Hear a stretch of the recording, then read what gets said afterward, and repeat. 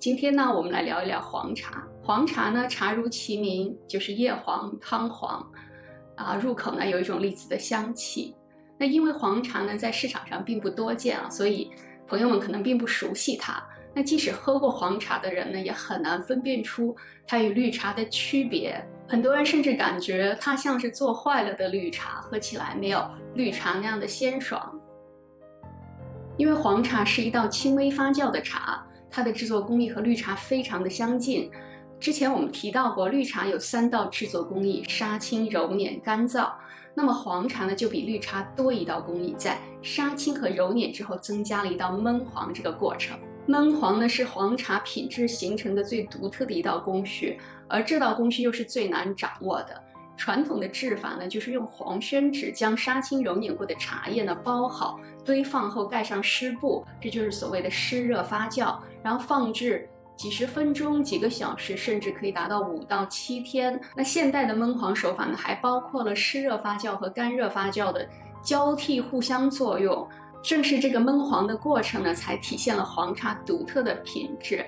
但是由于这个技术有一定的难度所以很多制茶师无法攻克制出的黄茶像是绿茶，就失去了黄茶的独特性。这就是为什么我们在市场上不常见的黄茶。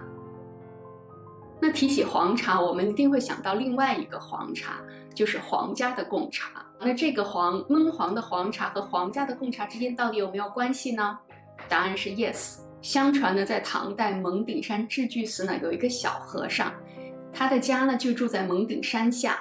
那有一年呢，在春茶制作的时候有人捎信上山说他的母亲生病了。小和尚非常着急，听说呢蒙顶山的茶可以治病，于是呢小和尚就用油纸偷偷的包了一包带下山去。在这里我们首先要补充一点就是蒙顶山呢是茶文化的发源地。自唐玄宗天宝元年蒙顶茶开始入贡以后，蒙顶山茶就成为皇家贡茶。因为中国自古就有禅茶一体的传统，所以呢蒙顶山的贡茶呢就由寺院来制作。那我们回到小和尚的故事小和尚呢用油布偷偷的包了一包鲜茶之后，回到家中就翻起家里的铁锅清洗干净，准备关起门来偷偷的炒茶。当茶叶入锅刚开始炒的时候，突然有人敲门，无奈之下小和尚只有将鲜茶又包回油纸包里藏起来，开门去应答。他开门一看，竟然是他的邻居，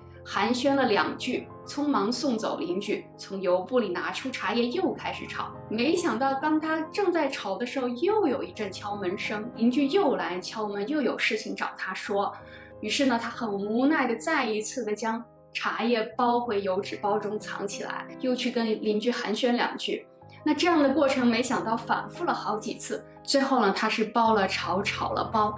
就在这个反复的过程中呢，就无心插柳般的茶叶竟然有了天然焖黄的效果。他将茶叶炒干后呢，给母亲煮水烹茶服下。没想到母亲的病情很快的得到了缓解，于是呢小和尚就将没有用完的茶叶包起来带回山上，跪在山门口向老和尚认错。因为作为皇家贡茶，每年寺庙的茶叶采摘制作都是有非常详细的数据记录的。唐宋时期古茶树每年的采摘数量又极其少，因此茶叶就非常的珍贵，只有皇家和贵族才能喝。小和尚拿走的茶必须要向寺院汇报，否则数量对不上，寺庙要负全部责任。所以呢小和尚会带着茶到寺院门口跪着认错。在他认错的同时呢，他也向老和尚汇报了他制茶中的新的发现。小和尚没有想到，在误打误撞反复的焖黄的过程中，促使茶叶形成了黄汤黄叶的特点。这样的茶喝起来口感和香气都很特别，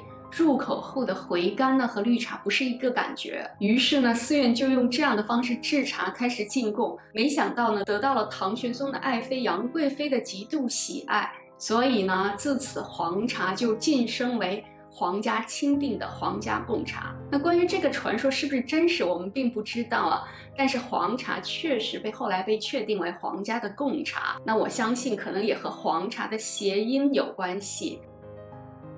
刚才我们说了，黄茶在焖黄的过程中呢，受到湿热的作用，酚类化合物总量减少，使多酚类化合物所造成的苦涩味有所下降。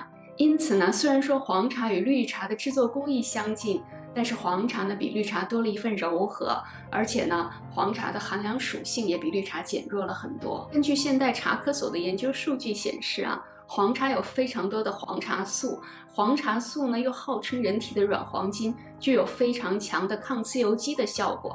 那喝黄茶呢就可以帮助我们美容养颜、抗衰老。